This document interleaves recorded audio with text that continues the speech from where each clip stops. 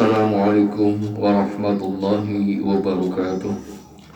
Alhamdulillahi rabbil alamin. Wassalatu wassalamu ala asrafil anbiya'i wal mursalin Sayyidina Muhammadin wa ala alihi wa sahbihi ajma'in, amma ba'du.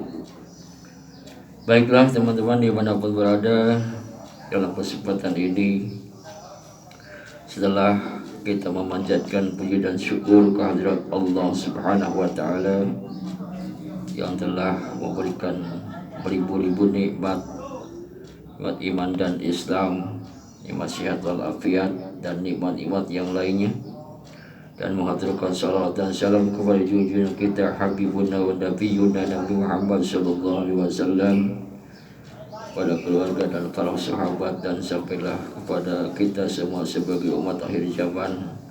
Mudah-mudahan mendapatkan syafaatnya nanti di yaumil qiyamah, amin ya rabbal alamin. Baiklah teman-teman kaum muslimin dimanapun berada, pada kesempatan hari ini saya ingin memulai atau ingin mengkaji kitab Nasaihul Ibad. Apa itu? Nasaihul Ibad, nasihat bagi hamba. Jadi dalam kitab Nasaihul Ibad ini yang diperluas oleh Al-Imam An-Nawawi Al-Bantani, bahwasanya kitab ini mencakup beberapa hadis dan makalah, ya. Ada hadis dari paduka baginda Rasul, ada juga makalah dari asar para sahabat, ya, dan orang-orang yang saleh diantaranya, ya. Jadi Nasaihul Ibad ini adalah tujuannya untuk kita mempersiapkan diri untuk mencari bekal menuju hari kembali kepada akhirat, ya.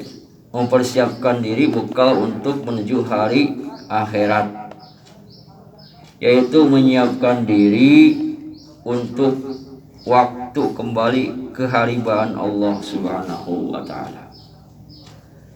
Jadi sebagaimana kita ketahui, hidup kita ini kan di dunia ini sementara, tetapi setelah kita hidup di dunia bukan begitu saja, tapi kita akan memasuki alam akhirat yang selama-lamanya. Jadi kita persiapkan diri dari sekarang dengan perbekalan terutama ibadah dan amal soleh, ya. Baiklah, dalam kitab Nasaihul Ibad ini ada pengingat 1, 2, 2, 3, 3, 4, 4, 5, 5, 6, 6, bahkan sampai 10, 10 dan seterusnya. Dan jumlah keseluruhan dari makalah atau kumpulan pengingat adalah 214.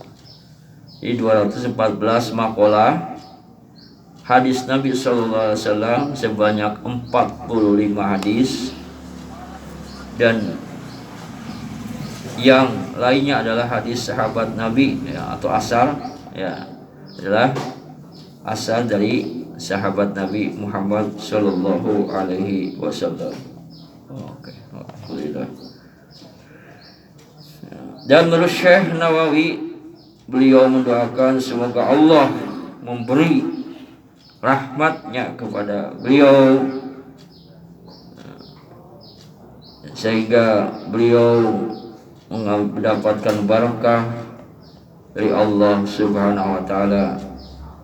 Maka dalam hal ini beliau akan mengutip dua hadis, ya, akan mengutip dua hadis yang agung. Jadi beliau mengawali dalam kitab ini dengan dua hadis. Yang pertama, hadis yang mendapat ijazah dari ulama yang sangat alim, yaitu Syekh Muhammad Al-Khatib Asy-Syammi Al-Madani Al-Hambali. Nah, ini beliau mendapat ijazah dari ulama ya, Muhammad Al-Khatib Asyami Al-Madani Al-Hambali, yang sangat alim beliau, banyak ilmunya tentunya. Dan beliau adalah Ibnu Utsman bin Abbas bin Utsman. Nah, itu hadis yang pertama itu.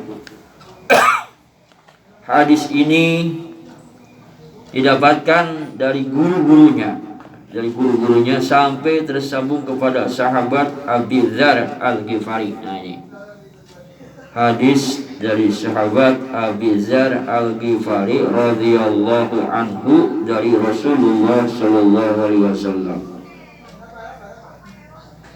Hadis ini merupakan hadis qudsi dari Allah Azza wa Jalla. Ya ibadi kayak gitu biasanya hadis qudsi ya. Baiklah, kita akan membacakan sebuah hadis yang tadi beliau katakan dari sahabat Abi Dzar Al-Ghifari dari paduka baginda Rasul sallallahu alaihi wasallam. Ya ibadi inni haramtu dzulma ala nafsi wa ja'altahu bainakum haraman fala tadzalamu ya tadzalamu. Yang pertama beliau bersabda, wahai hambaku, ini Allah Subhanahu wa taala melalui seruannya ini Allah berfirman, ini namanya hadis qudsi. Ya ibadi inni haramtu dzulma ala nafsi wa ja'altahu bainakum haraman fala tadzalam. Wahai hamba-hambaku, sesungguhnya aku telah mengharamkan berbuat zalim atas diriku. Berbuat zalim atas diriku, wa ja'altuhu bainakum haraman, dan aku jadikan zalim di antara kalian haram. Jadi zalim, saling berbuat zalim sama kawan, sama teman, itu haram, muharaman, diharamkan. Nah, itu yang pertama ya. Jadi jangan saling mendolimi.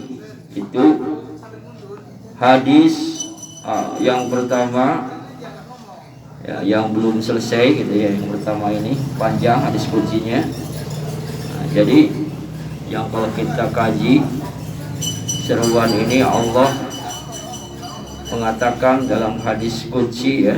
Nah, ini bahwasanya Allah telah mengharamkan zalim atas dirinya dan menjadikan zalim itu zalim, berbuat aniaya di antara kalian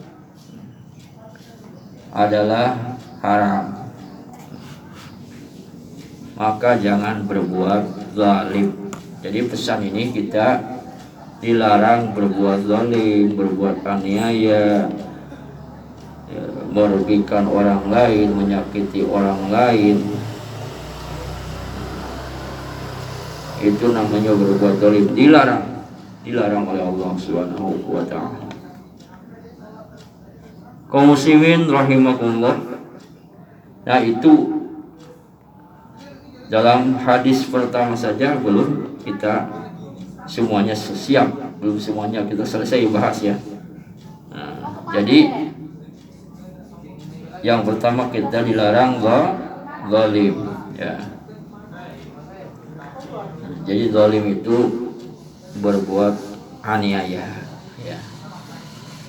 Ya, banyak macamnya zalim itu. Zalim secara langsung ya. Ada juga zalim menipu, merugikan. Zalim itu banyak sekali ya. Zalim ada mukul, menyakiti. Zalim ada juga membuat seseorang jadi rugi, jadi jatuh harkat martabatnya, juga zalim. Jadi ini dilarang oleh Allah Subhanahu wa taala kita saling zalim menzalimi jangan, tapi kita harus ta'awanu 'alal birri wat taqwa wa la ta'awanu 'alal ismi wal 'udwan.